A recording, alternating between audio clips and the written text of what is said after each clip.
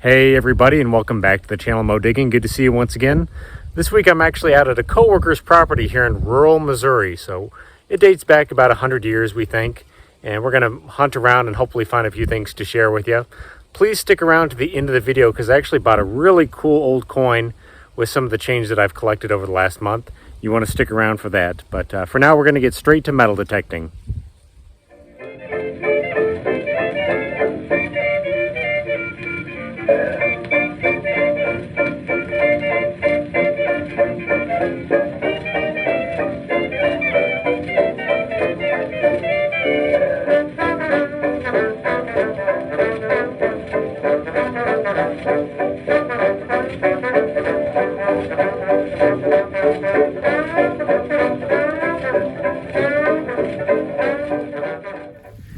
Well, I just investigated my first coin signal out here, and thankfully my very first target looks to be a coin, so I'm not skunked yet today.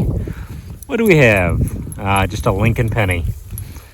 It's copper though, 95% copper, so at least we got a coin for the day, 1979D I think it is. So we're gonna keep detecting. Even out here in the country, a kid has got to play. Looks like I just got myself a toy car. That's pretty cool. Looks to be an older one. Let's see what year it might be. Getting the light a little bit better. Oh boy. Made in China. That's going to be kind of a cheapie. Oh. Pretty cool though. I'll take me a toy car. Well, at about 6 inches down, I found one of the staples of rural home sites. Got myself a mason jar lid. Pretty bad shape, but it rang up pretty well. We'll throw it in the bag and keep detecting.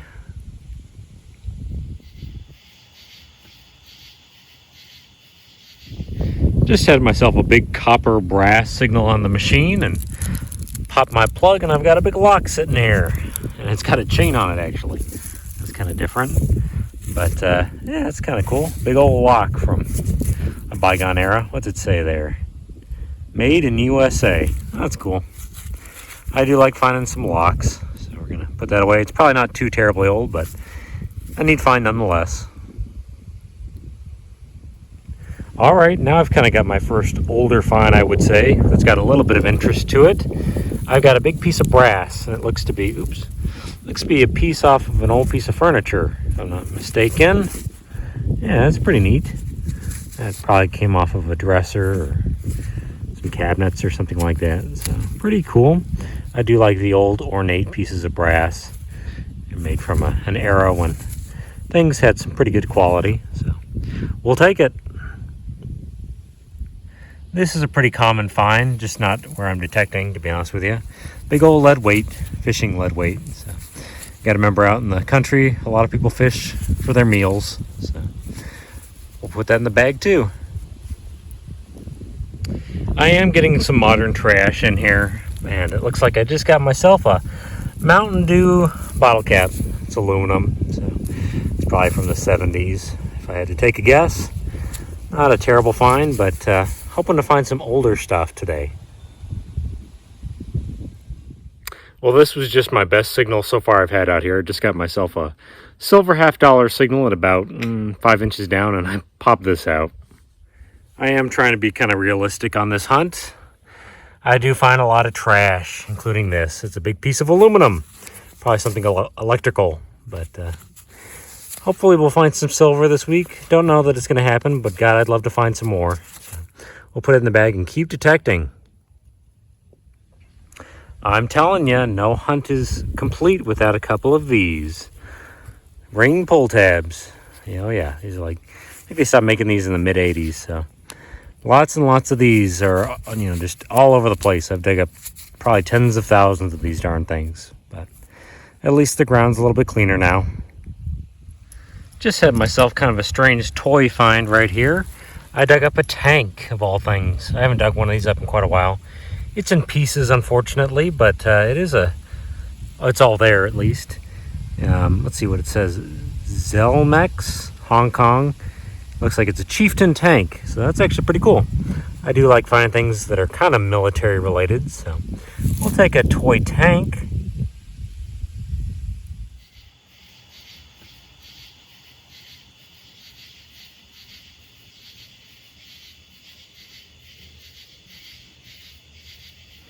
Here is a pretty common find that rings up like a coin. It's a grommet. These aluminum and brass grommets usually ring up great. For you guys at Metal Detect, I'm sure you found plenty of them. And here's another one to throw away. This isn't too exciting, but I thought I would at least share it. I find a lot of caps to stuff, but this one's kind of different. I thought it was a little alcohol cap at first for a bottle, but actually it's handmade cigars. Little cigar cap. So I assume somebody had a cigar in a tube. So kind of strange. Haven't found one of those in quite a while. Well, it looks as though I'm in an area where the kids played with their toys, because I just found another one.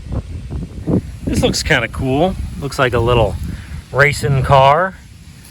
Probably from the 60s or the 70s, I would say. What does that say? Is it maybe a Tootsie toy? Majorette? Huh, that's pretty neat. Made in France. Huh. I don't know that I've ever found a toy car made in France. That's different. Not a bad find at all. I do like finding the toys. Kind of something to relate to.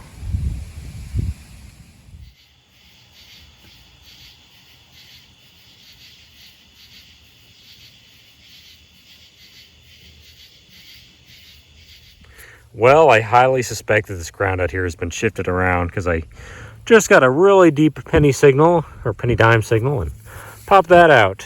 A 1982 copper penny. It's actually 95% copper, but this tells me that the ground has probably been shifted around and excavated and all that. So I highly doubt this would have gotten all the way down there if the ground had not been moved around. So we'll still take it. I don't know that I'm going to find too many old coins out here. So here's another thing I find all the time that sounds great in the ground. Little pieces of brass and copper fittings for like pipes and things like that. I find them all the time, and I think for sure I have a silver coin or something like that. But nope, it's just a little piece of metal that somebody accidentally dropped or threw out. So we'll put it away and get back to it.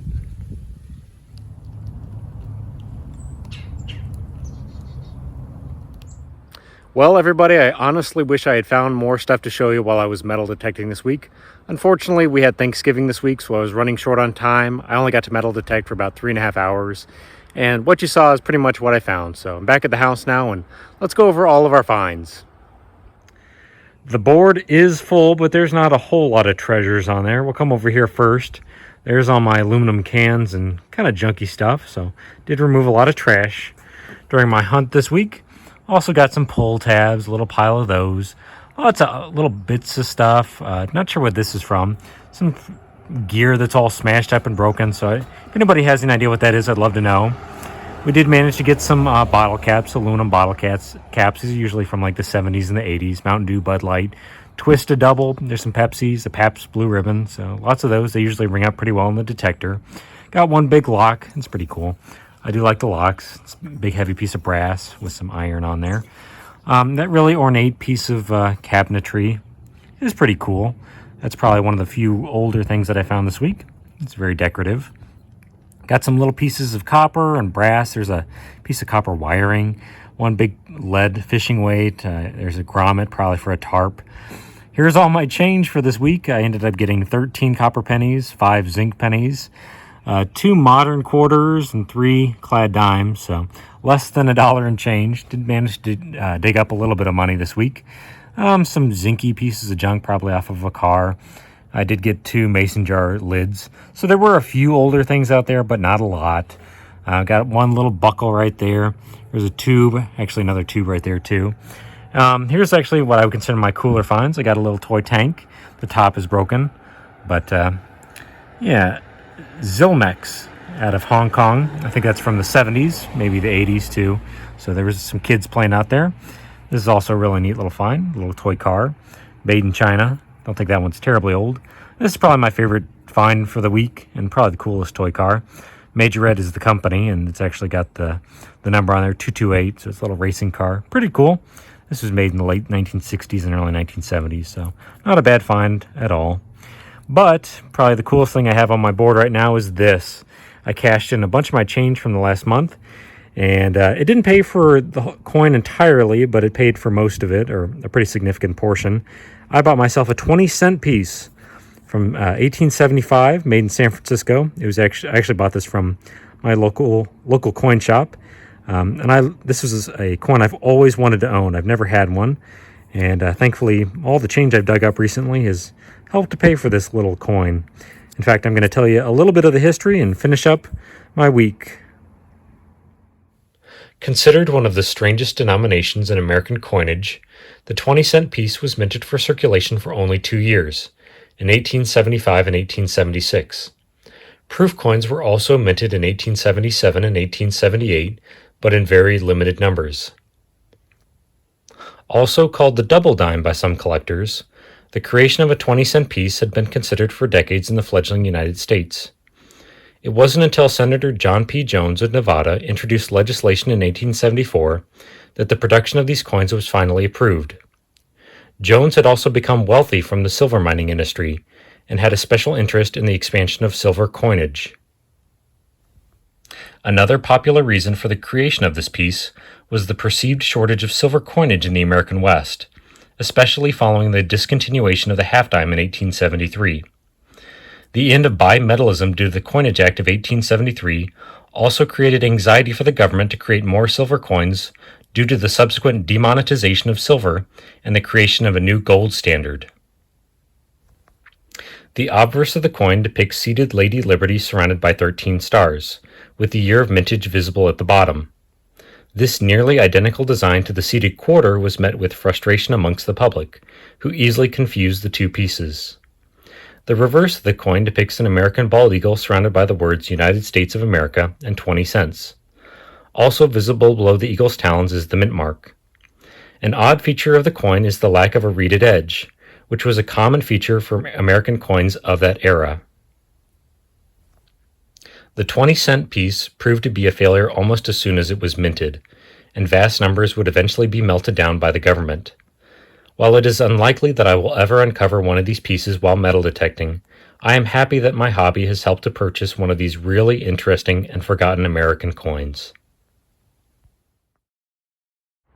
Well, as previously stated, I really wish I had found more to share with you guys, but that's really part of the hobby. I go out to a lot of locations, just kind of scouting around and hoping to find some interesting stuff, and you don't always hit a home run when you go out and metal detect. But we still had fun this week, got to buy a pretty cool old coin that I've always wanted to own, and just enjoyed nature. So please like and subscribe if you enjoy what I'm doing, and I will see you guys next time. Goodbye now.